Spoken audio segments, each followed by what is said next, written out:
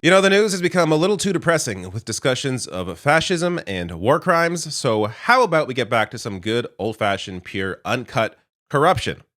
So, in this video, I'm going to get to the incredible scandals coming out of Doug Ford's Ontario government with just stuff that would collapse any other provincial government in any other time. But right now, Doug Ford, despite being in power for so long, despite the many scandals, despite all these recent scandals, his support continues to increase. So I'll get to later on why I think that is. But first, let's get to the first incredible scandal, and that is concerning these little guys right here, speed cameras. So in case you're not aware, speed cameras obviously catch you speeding, and those fines could range from $5 per kilometer if it's over 1 to 19 kilometers, all the way up to $12 per kilometer if you're going really quickly. And they're largely put in as they write, community safety zones, largely school zones. But this gets to the announcement and the incredible news behind that announcement. Here is Doug Ford. In a few weeks, our government will introduce legislation to ban speed cameras in Ontario to protect taxpayers and drivers and stop them from being gouged. Over the last few years, we've seen municipalities across the province use municipal speed cameras as nothing more than a cash grab. Drivers across the province have received tickets for going just a few kilometers over the speed limit. Now, if you have not been following this story, you will be amazed, or maybe not amazed, as to what is behind this. But I want to be clear. I think there's a worthwhile discussion around should people receive tickets for going, a couple kilometers over the limit, especially if it's not in a school zone. But that is not what he's doing here. He wants to eliminate all speed cameras. This had to have led to this decision. Vehicles registered to Ford cabinet ministers caught by speed cameras more than 20 times, and a lot of them in school zones. So a vehicle registered to one of Doug Ford's cabinet ministers blew past an automated speed camera going 70 kilometers an hour in a 40. A 40 is a school zone. Another vehicle registered to a cabinet minister was snapped going 65 kilometers an hour in a 40 zone. Another one, 57 in a 40. In fact, documents obtained by Global News using the Freedom of Information laws reveal that over 3 years, vehicles registered to Ford's cabinet minister received more than $3,300 in fines for speeding. This obviously had to have played a part in this decision. And on top of that, you have Ontario school boards. All of them are urging Ford to halt the plan to scrap speed cameras because the data supports that they do, in fact, reduce speeding. So Colin DeMello putting this out, Premier Doug Ford shoots down a proposal from 20 municipalities to keep speed cameras in school zones only. Again, this approach would make a hell of a lot more sense than eliminating all of them. At least keep them in school zones where they are proven to actually be effective. But Doug Ford in his reply goes on to say, clearly, if the point of speed cameras is to slow down traffic or slow down drivers, they are failing miserably. They're cash grabs, pure and simple, going on, citing the fact that there's been 55,000 tickets in one area, 17,000 in another city, and 32 in another city. So, yeah, people are obviously caught speeding by these speed cameras. I'm trying to find the words here. This is like arguing, hey, we shouldn't have any gun laws because people are getting shot. Clearly, these gun laws aren't working because people are getting shot. The idea isn't to eliminate the instance of something happening ever. You're never going to eliminate all speeding. You're never going to eliminate all shootings. But these sorts of laws absolutely reduce how many times it happens. That is why they are supported by, for example, sick kids. Automated speed enforcement significantly reduces speeding in Toronto school zones. A new study led by researchers at the Hospital for Sick Kids and Toronto Metropolitan University have found that automated speed enforcement cameras reduce the number of speeding vehicles by 45% in urban school zones. They work.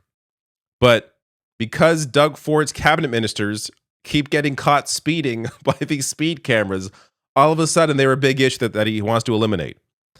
And like, you take a look at this is posted by Isaac Callan. Look how many of these speeding tickets were caught in school zones. Look at all these 40s here. It is insane to speed in a school zone at all, let alone going 70, going 65. Like, this is crazy stuff. Let's get to the next scandal. Clients of lobby firms connected to Premier and his nephew given tens of millions in training funds. This one, again, any other government, if this was the liberal government that had this alone, forget, the green belt, forget every other scandal that Doug Ford has been involved in over the past 8 years.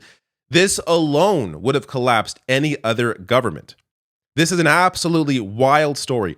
Groups representing lobbying firm owned by the Premier's campaign manager got more than $100 million in grant money. This is insane.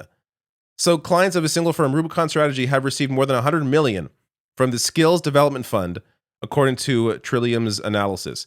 Rubicon is owned by Corey Tanaik, who you may remember, as I did a video covering Doug Ford's campaign manager discussing Pierre Poilievre or criticizing Pierre Poilievre. So if you go back in my videos, you'll find that. But Corey Tanaik's clients received more than $100 million, nearly 3 times the amount received by clients of the second most successful lobbying firm. These are obviously connected. This is an absolutely insane story that would have collapsed any other government. Not to mention the others that received money. 2 clients of Upstream Strategy, there's On Point Strategy, Atlas Strategy. All of these also connected to Doug Ford. So Nico Fidani-Diker, the Premier's former executive assistant, is one of On Point's principals. So their clients receive money. Atlas is led by Amin Moussoudi, Ford's former longtime right-hand man, and Cody Millett is another Atlas lobbyist who used to work in Ford's office as well. Their company or their clients receive money. Upstream, their president or their founding principal is Progressive Conservative Party President Michael Diamond, who directed Ford's 2018 leadership bid. His clients receive money. I'm laughing because it is just so out there, obvious, open. This would take down anybody else, but this is barely a story right now. I mean, it's being reported on. They're doing. Let's be clear, journalists in Ontario, local news, all doing great jobs reporting this. Nobody seems to be paying attention or seems to care.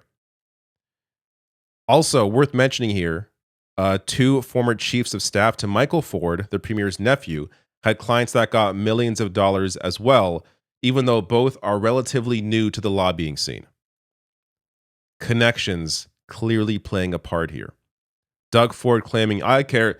The taxpayers are getting screwed. Yeah, by you, because of the connections you have to these people who are taking all this money from taxpayers. It's insane.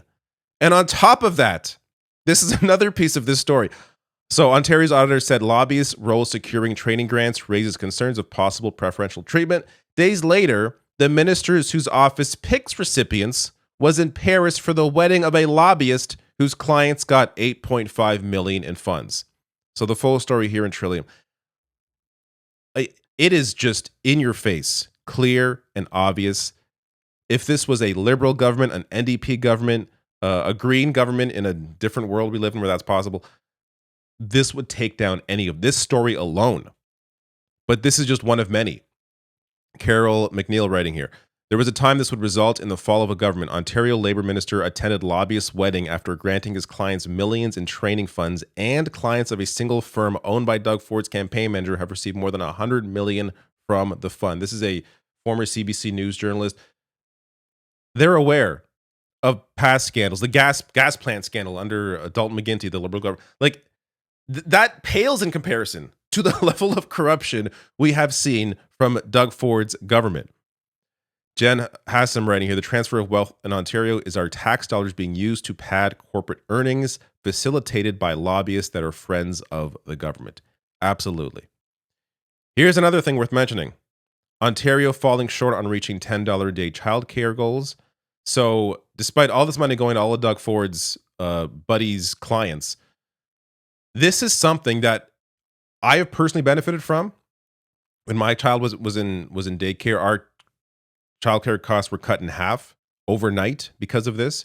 and they may not have enough money for this program that actually helps people, which, by the way, was brought in by the federal government, the liberal federal government that worked with provinces to implement this.